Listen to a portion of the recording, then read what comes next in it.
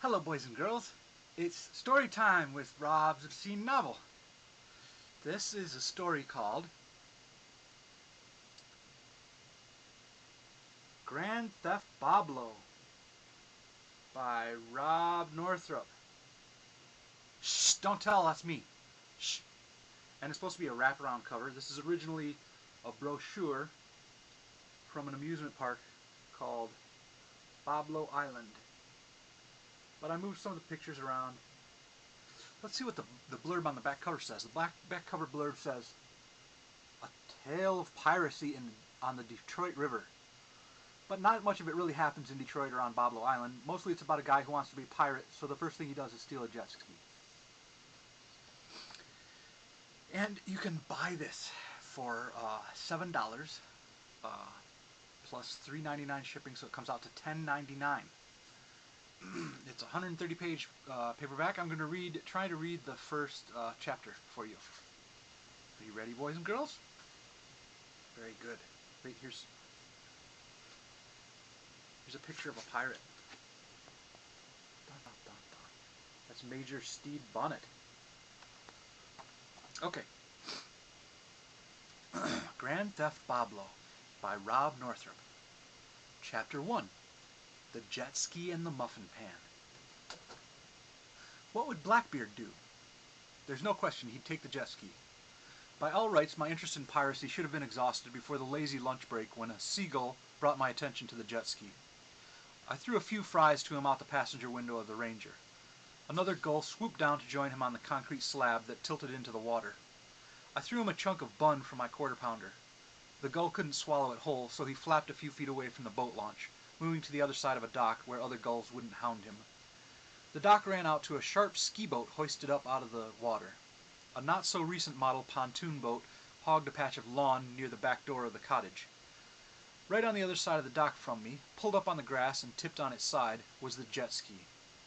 The gull trotted over green goose crap on the aluminum dock and landed on a banana-yellow jet ski with splattered detailing in hot pink. A sleek red, white, and blue ski jacket hung off the handlebars. Couldn't have been any more inviting unless it had "Lee, come steal me" painted on the side of it. I glanced at the dim cottage, looked around the lake for any tired fishermen that might be putzing up to the public boat launch. There was a little peninsula that stuck out from shore to the left, blocking the view of this boat launch from most of the lake. I had another 10 or 15 minutes to kill for lunch, but it didn't seem like enough time to mastermind this theft, even with such an easy target. Ole, the district manager, had asked me to pick up a couple of boxes of sleeping bag promo materials from his house and bring them back to the store. I know he probably has a lot of important duties that he handles at all hours of the day. I mean, keeping 10 or 15 sporting goods stores around Detroit running smoothly. But when I got there, he was watching The View and eating cornflakes. I'm not sure if those were sweatpants or gray pajamas. He invited me to stay at least until Meredith said something sexy. True, she always goes there, but his invitation came out sounding like a proposition. I told him about all the work that needed my attention back at the store. Shelves needed stocking, employees needed scolding. I needed to update the schedule to include the new lady on weekends. That's how I ended up eyeing a jet ski and eating my burger at a boat launch a half-mile down from Ole's place, instead of eating in the food court at the mall, where I would have been eyeing CNN. I've gotten into this habit where when I'm in banks or grocery stores or anywhere worth robbing, I always look around to see where the cameras are, where the blind spots are, how difficult it would be to pocket some merchandise or take off with the till. Taking a professional interest, I guess you could say, since it's the same kind of thing I have to watch for as assistant manager of Bingham's Sporting Goods. If I can keep expensive items in view of the register, away from the door, anything to keep them harder to shoplift, we won't lose as much. Obviously it was more than professional interest, or else why would I be staring at this yellow personal watercraft, thinking how easy it would be to drag it across the lawn and heave it into the bed of my truck. At work, in the tiny office back where customers can't see it, I stared past the computer at a poster full of pro sports logos. I was supposed to be looking at employee availability notes tacked on the wall, putting together their schedule for the next 2 weeks. If I could have been back at the lake instead of here staring at this yellowing poster, I'd take my shoes and socks off and wade into the water. I'd try to stand still and wait for minnows to wander between my legs. I'd walk out to where the water reached my thighs, then I'd dive in. I'd spread out on that dock to bake in the sun a while. When my clothes were dry enough, I'd get up, shake off the head rush from standing too quickly, then I'd lift the jet ski over the dock, drop it in my truck, and make my getaway. Would I be able to lift the thing? It looked like an extra-large Fisher-Price toy, but it was probably heavy.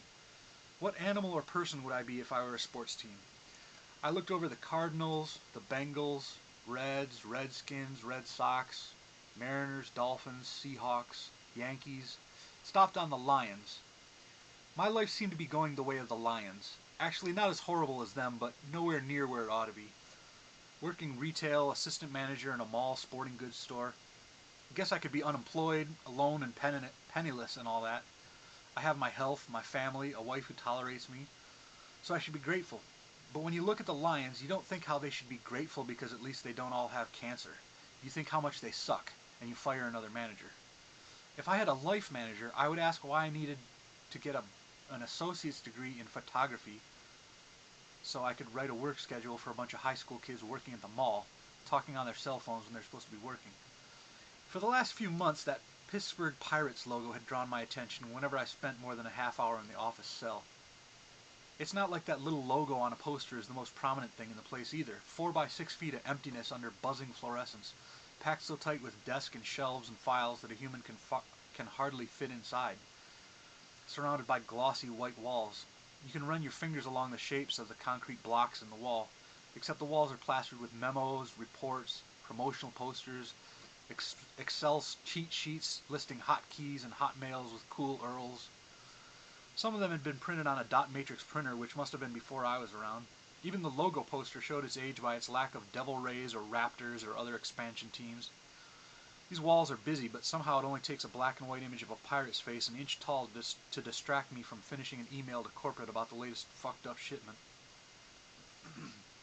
The Buccaneers have a nice skull and crossed swords and tattered flag, but the football in the middle ruins it. The Raiders logo is just a football player in an antique helmet wearing an eye patch. But the Pirates have a genuine crazy motherfucker for their logo. This is not the kind of guy who would sit in a concrete cell papered with emails, daydreaming about that jet ski lolling on the lawn. The Pittsburgh Pirate would pour coffee over the computer, bust out of the office, ignore the clerk asking for help at the register, leave the store and mall far behind, maybe stabbing somebody on the way out, and get back to the water. He would take what he wanted, and he would scoff at any weepy thrall who cowered in a white-walled trap, entombed inside a mall, waiting for the clock to set him free.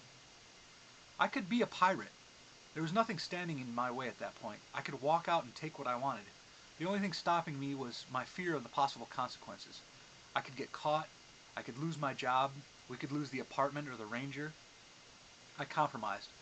I waited till after work to grab some ropes and a block and tackle from back in the stockroom.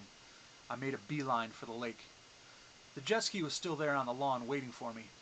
I had to wait until 2 teenagers finished putting in their rowboat before the boat launch was clear of witnesses. I dragged the jet ski across the lawn to the bed of my truck, quietly let down the gate, and wrestled with that damn thing for at least 20 minutes trying to lift it up into my truck. I blew 2 minutes hooking up the block and tackle to my truck before I realized it would be useless without a ramp to ease the jet ski up to the truck bed. Finally, I tipped it over to pour out the gas so it'd be a little lighter, and that was enough for me to turn purple and pop blood vessels in my neck as I eased it off the ground and rolled it into the truck. I wiped sweat off my face with the patriotic ski jacket, which had no absorbing properties, just smeared my face around with a weedy mildew stink. Let me make this clear. I couldn't give a shit about the recreational value of buzzing around a lake on a jet ski. My intention from the second I set eyes on that unguarded banana boat was to take my first step toward a new life as a pirate. I looked back to the cottage for signs of life. If some drunk asshole came out of that cottage and called the cops on me, I'd be hit for a felony, maybe grand larceny, just because I wanted to play pirate. I scrambled into the truck, slammed the door shut on the ski jacket. A low-slung bass boat buzzed around the peninsula, aiming straight for me in the boat launch. I had to stand up and grind my neck into the roof so I could make my pants pocket accessible and rip my keys out, all this complicated by my left elbow being anchored to the door by a strap on the ski jacket. I started the truck and kicked up a spray of mud on my way the hell out of there. When my arm was free, I opened the door to let the ski jacket fly into a ditch. One of the straps of the jacket was hung up on the leg of the seat, so I pulled it in and closed the door. Can you picture Blackbeard with his chin hairs in braids, cannon fuses smoldering behind his ears, a cutlass in one hand and two flintlock pistols stuck in between the clasps of his red, white, and blue ski jacket? Never mind the stupidity of the jet ski, because this was just the first vessel I would use on my quest for command of greater and more terrifying ships. That was all fine and good until I got up to the last stoplight before the apartments and started thinking about where I could store the big yellow paperweight I had just stolen, and what Angie would say when she saw it. So at 7 o'clock that night, I'm sitting in my newly rented storage room behind the U-Haul Center, sucking on a can of Sprite, staring at my new jet ski with no gas in it, wondering what kind of gas you have to use for one of these, and wondering how I can get a key that will start it. I wanted to tell Angie about it because it felt like something vaguely positive had happened to me that day. She'd give me hell if I told her. Or she'd tell me I was stupid, and then she'd tell me about some retarded customer she had to deal with at Kroger's, a woman trying to pay for a pork roast with 15 coupons. Angie was in the bath reading Rolling Stone when I got home. She asked if I had picked up the muffin pan she wanted from the mall. I didn't get a chance to use my prepared excuse for coming home 3 hours late. I didn't bother to say hi or goodbye, just drove back to the mall and got the pan. A pirate with a non-stick muffin pan. That is the end of chapter 1. That's an example, so you can look up. I don't know if Grand Theft Boblo is listed yet on Lulu.com. They were cataloging it. It might not appear there, but if you're watching this more than a day or two after I made it, then you might be able to search for Grand Theft Boblo on Lulu.com, or you can go to Grand Theft Boblo BOBLO .blogspot.com. I got information on there and a link, so you should be able to get to it. And you can also check this out. I'm using social networking media things. There's a Grand Theft Boblo page on Facebook, and you can like it and look up information on it and follow it if you're so inclined. That is all. Thank you very much.